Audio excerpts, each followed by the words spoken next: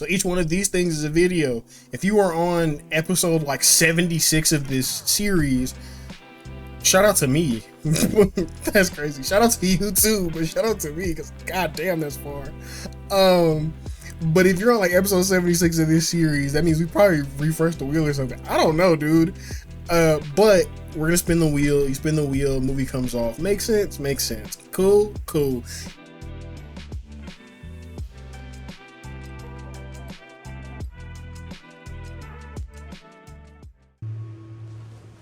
Do yourself a favor. Make a play. Or you still got a shot at something better.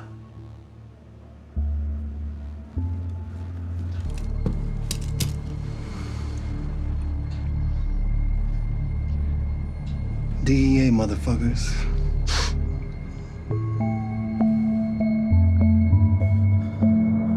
All right, Hanson. Let's see what you got in there.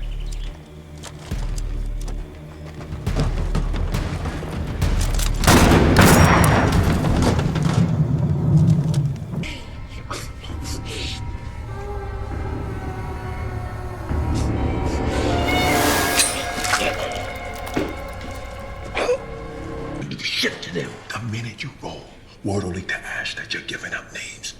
She'll grab hold of whatever leverage she can find. Spiteful bitch hasn't done shit for me in here. In here with the DEA. Well, that's disappointing. I was hoping things would turn out differently. Suffocating, someone give me air. Took what's mine, I'm coming for my share. Something about this life is so unfair. I just wanna brave. Suffocating, someone give me.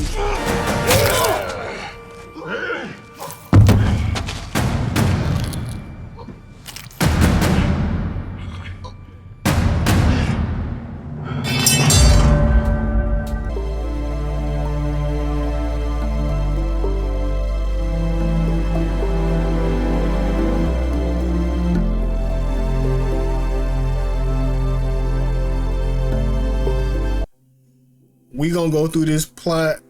I'm gonna get y'all up out of here. Also, too, let me kind of clarify. I don't want to go straight through plot, like every single piece of the plot anymore, and then do it.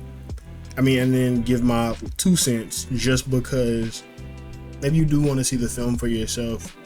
And I kind of feel like I would be robbing you of that experience to a certain degree. For those that want it the other way around, I'm sorry, but I feel like I'm robbing you of the experience if I give you like every single solitary piece down to the, like, nah, I feel like that defeats the purpose.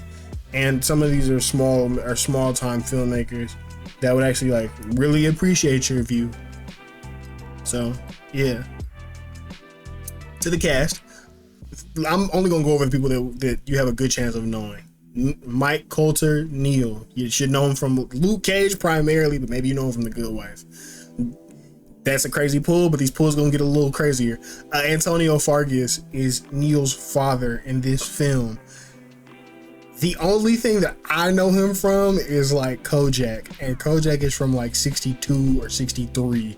And as crazy of a pull as that is, he had like an episode based around him that I'm not gonna discuss here, but that's like a Law and Order style show from like 62 or 63. And then I think that does, oh no, Anderson Silva is big body silent bodyguard in this film. I was kind of wondering why he didn't say much, but then once I double checked cast and saw his name, I realized, because unless you're in a real action film where they may require you to really act, you don't really do too much. They just kind of strong silent type you. I don't know why that is, but in this case, he got the same treatment. I think he had like one line, if that. I wouldn't even really call it a line. Bro had like half a bar. Anyway, Neil is a dirty cop trying to get his life back after a drug bust that went wrong, where his father is now in jail and he did 2 years and is now out. Ash, our big bad, is the one that Neil's father owes the $100,000 to. So Neil must now work under Ash, and attempt to get that money back. Ash, of course, is not about to make that easy.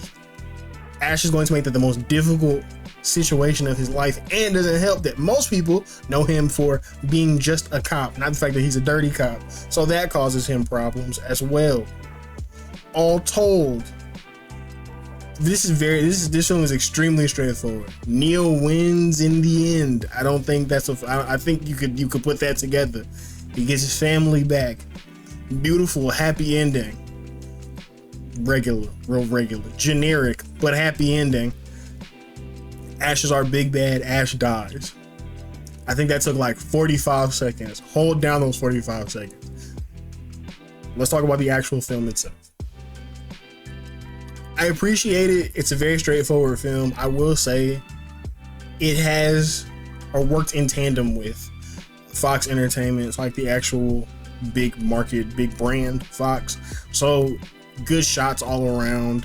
They actually can afford consistent lighting, good lighting. So certain shots like this where Neil's father and he are face to face, and they're actually able to like key in on it and not have like any weird blurs or any like flat lines or anything go weird. They can afford that. Ash, fantastic job.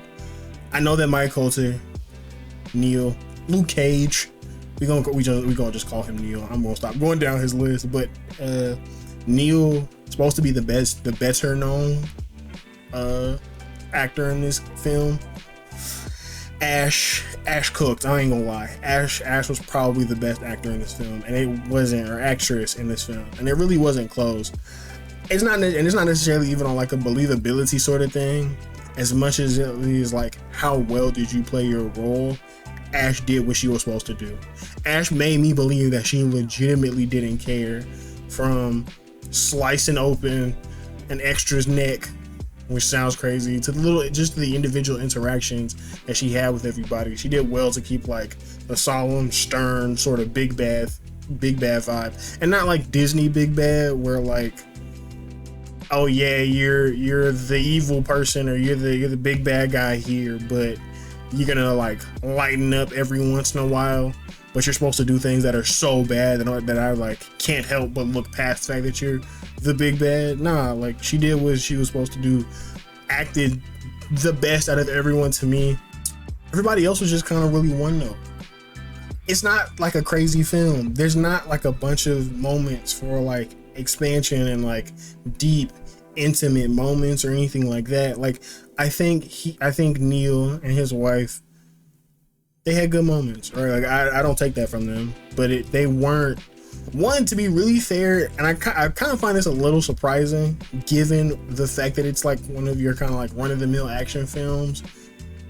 Neil and his wife, like, they love each other and you can tell, but they don't have those moments that I feel like you would expect from like a generic action film.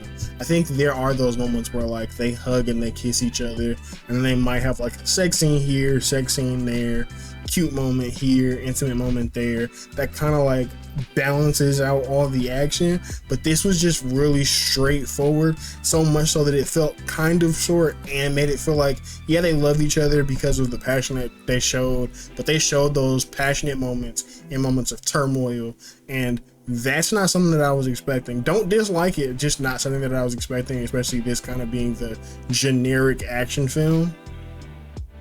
Other than that, by and large, it's just all right. Really good standout performances for me from Cedric Joe, who was Mooch in the film. I didn't catch his name too much, but he's the first person that Neil comes across. He's the first person that Neil experiences. Great job by James Udom. Forgive me if I'm getting that wrong, but Laz, who was his partner before he got busted and went to jail. He wasn't like crazy, like he didn't like, oh my gosh, he wasn't like a difference maker or anything like that, but he wasn't as flat as he could have been. They gave him good moments. He had some solid spots. This all in all wasn't a bad film, but there's not going to be a lot to take away from this. It is kind of your run-of-the-mill action film. Think like John Travolta, I Am Wrath, Bruce Willis Death Wish. Very straightforward action film. They don't do anything that's going to subvert your expectations. There are no, oh, big bad has a change of heart or anything like that. The good guy wins in the end. Very straightforward.